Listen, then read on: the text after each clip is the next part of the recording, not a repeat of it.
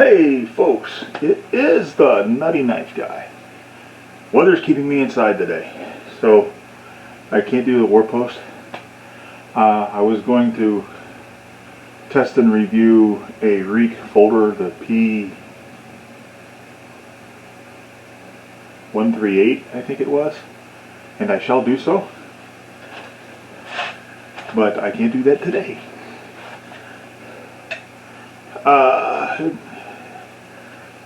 So I'm going to do just kind of a knife design philosophy type thing. A couple of days ago, the great D-Bad, the mighty D-Bad the Magnificent, did a real quick video about the reality of fighting with knives, and he's pretty much spot on about all of that. You don't see 5-minute knife fights. Knife on knife fights, knife against knife fights are fairly rare, especially in the United States. But one of the things that he did cover also was how a fighting knife doesn't necessarily need a guard. And I responded to that video, and he responded back, and we kind of came to agreement that they might not need an actual guard, but they do need something to keep your hand from riding up the blade in case you're fighting a lizard man zombie ninja and you go for a rib and hit a bone instead. I mean, you go between the ribs and you hit a bone instead. You don't want your hand to go up here and then cut yourself on your own knife. Now, he was demonstrating with a buck ground combat knife, and I have one of those here. Get the light on it so you can see it. I actually bought this after D-Bad reviewed it because I said that is really, really cool. And it is really, really cool. This is probably in my top 10 favorite of over 150 knives in my collection. It's in my EDC rotation, and it is one of those things, hey, it's time to carry the buck combat knife, ground combat knife, woohoo! And it is a nearly perfect, maybe even perfect fighting knife design. It's got good piercing capability. I don't know if it's got kind of a reinforced tip so it doesn't break. Enough of a finger well or choil, whatever you want to call it right here, to keep your hand from sliding up the blade. It does have a teeny tiny bit of a guard right here sticking out. It's got a little place for your thumb. The only thing I would improve about this is some jimping right here. But your thumb locks in right there, and the knife is not going anywhere. And the grip is, again, I would call this perfect. This is probably the best fighting grip on a knife I have ever had. But the thing of it is, this is a relatively short knife. I didn't look up the specs here, but I'm thinking 6.5 to 7 inches of blade length here. Do I have a ruler handy? Yes, I do. Let's see here. This is if I can read it. Old ruler's kind of faded.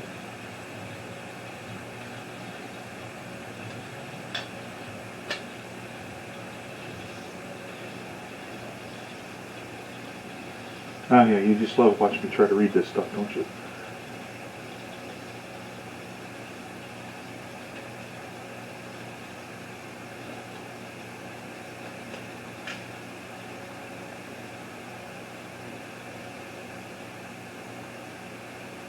Yeah, this is about a 6.5 inch blade. Right, so the thing of it is, you are not going to be doing any blade on blade parrying or blocking or deflections. The reason for that is it's too short. You don't have any margin for error. If you go to block something like this and your timing is off and it catches it up here, it's just going to blast through. And if you do get down here, it is too. If you try to block at what swordsmen call the strong of the blade. For swordsmen, the last half of the blade is the strong of the blade. The first half of the weak of the blade, because this is where you're going to let the blade take most of the punishment when you do parry anything with a sword. Okay, so what Donnie B all day said about guards was right, in my opinion, for the smaller blades. And Matt Easton over at the gigantic Scholar Galatoria channel, he's got like gazillions and gazillions of followers, did a similar video about fighting with knives, and talking about guards and how you parry and how it's different fighting with a big blade than with a shorter blade. And he's essentially, and I also think he's correct. I don't know Matt. I've commented on a couple of those videos. We've really had no contact, so I'm not saying that I'm like buds with Matt Easton. But I have another knife here, which I really should review because it's great. But this is one of those ones I'm afraid of breaking. This is a Cisco / Right Edge Western buoy. I can't remember the exact model number, but look at it. Isn't that not gorgeous? And just as a retraction here, I mentioned this briefly in another video where I didn't review it, but I mentioned it. And I mentioned that I was doubting that it was true Damascus / pattern welded steel. What happened there is I took a little piece of sandpaper and I tried to rub off the Damascus pattern to see if it was just inked on there. And I said that I thought it was. And then I looked at it again in better light and I found out that the pattern did hold up underneath that. So it is at least pattern welded steel. But I digress. Now you'll notice that this is a larger knife.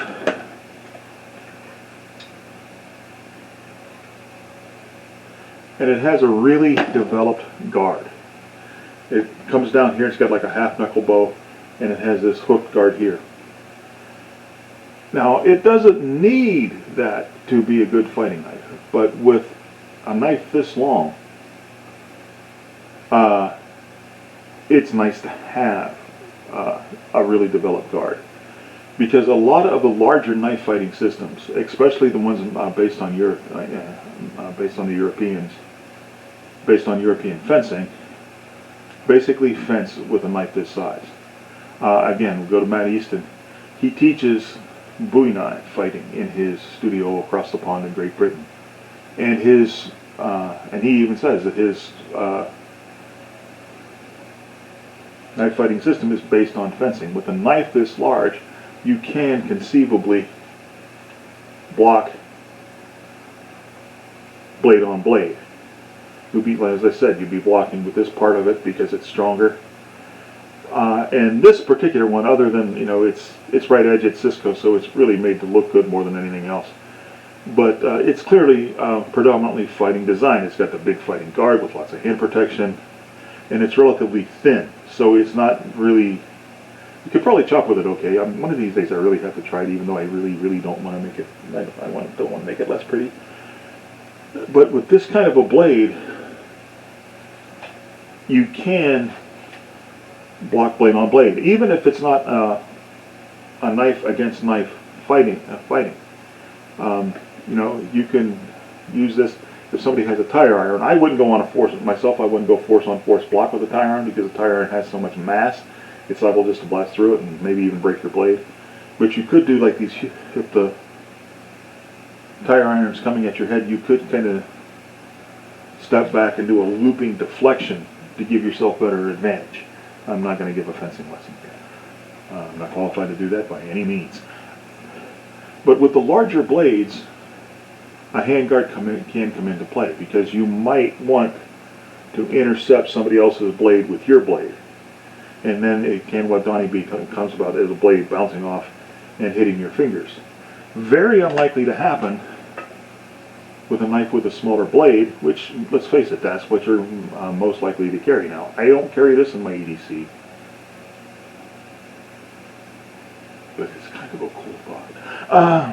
Anyway, I don't carry this in my EDC because this is going to, I'm not going to be, probably not going to be fighting knife on knife. If I use this, it's more than likely going to be as a transition, either as a transition to my legally carried firearm, or to protect that firearm.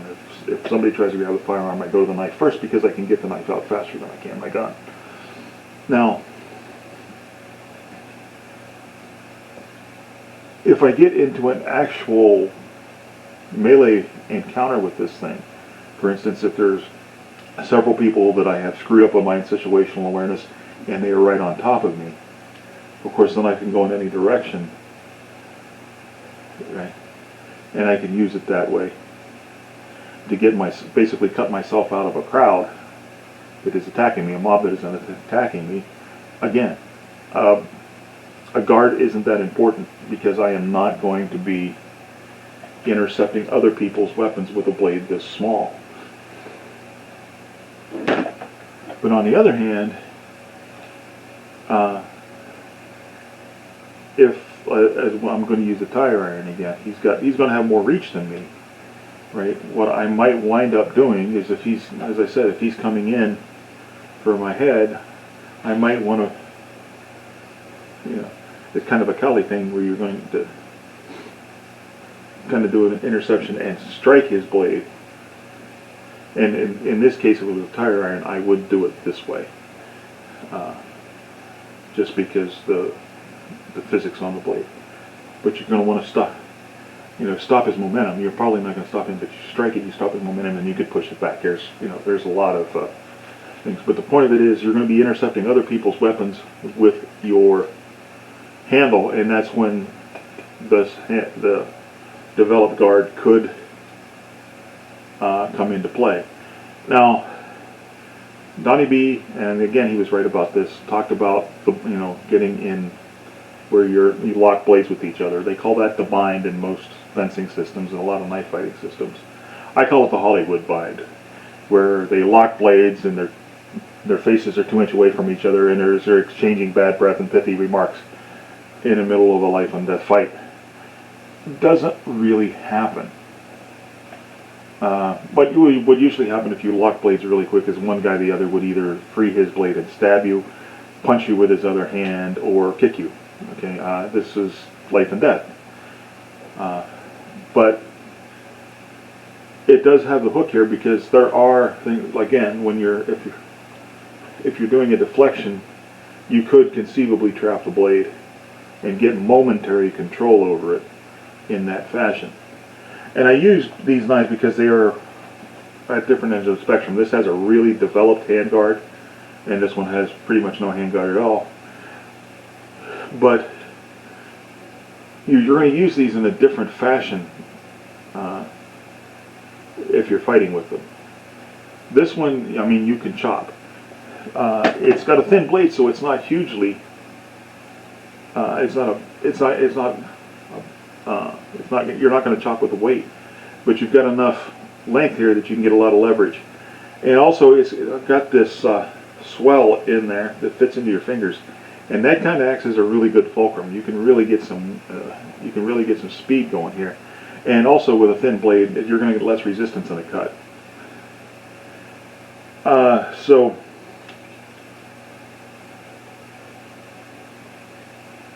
Yeah, I got some glue on this one. Maybe excess oil. Anyway, that bugged me for a second. Sorry. And you can do flip cuts with it. So you have more options with a bigger blade, because you do this with that blade and you can lay somebody open and it's just a flick. Not so much with this. I mean, it would be unpleasant. But for instance, if you came down on somebody, if somebody was, doing an abdominal thrust, and you do the standard step back and flick, or step to the side and flick, this is going to cut into bone. It's not going to take the hand off and off on a flick, but it's going to cut into bone just because of the length and the momentum you're going to get on the strong of your blade here. So you have a completely different set of techniques and more with a short blade versus a longer blade. And with the longer blade, that's why you really need some sort of what I call a fighting guard, which is a very developed guard. This is a really developed guard for the knife. So I'm not sitting there and I'm not saying D-Bad was wrong. For the type of knife he was discussing, yeah, it's you don't need a guard. Now, and I'm not saying you absolutely have to have a guard with a big knife, because you can just take that, because whether you have the guard there or not, just develop, It just changes the way you're going to use that knife. You are not going to want to do any deflections or parries in a weapon-on-weapon encounter, probably without a guard, unless it is a straight deflection where you completely redirecting that blade around away from your hand. But for instance, if you're going to do a cart, I think that's called a cart, or a sword arm protect, where the blade might be deflected into your hand, and with a blade like this, these are maneuvers that you might wind up doing.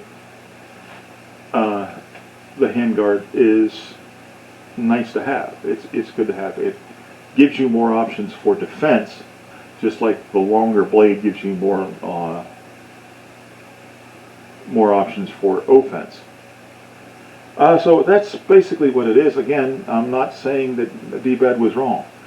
In the context of what he was saying, he was 100% right. I just wanted to kind of comment on the different methods that you use with different designs of knives, and in this case, when we're talking about length. Now, because you're using almost like a sword techniques. Well, you don't have to. Almost sword techniques for something like this, because you can get some leverage and some speed out of the end of this knife. So you don't have to use it that way, but you can. Now, this is starting to get up into that area, not quite there, but myself,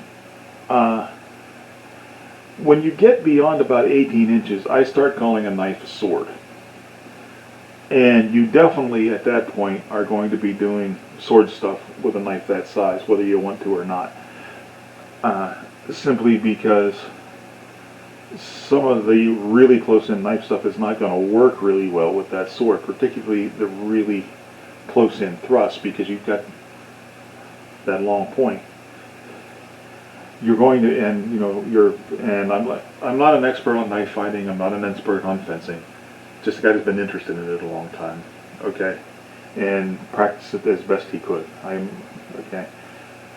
But with the longer blade, you're going to want to have, you're going to have it in front of you more often than not, and you're going to have command distance. That's where footwork comes in like crazy when it comes to fencing. It's vital in knife fighting too, but in fencing, if you don't control distance, especially if you're doing a thrust-centric blade like a rapier or a small sword, if you don't control distance, you're done, and footwork is controlling distance. But you get into this longer blade, distance is everything.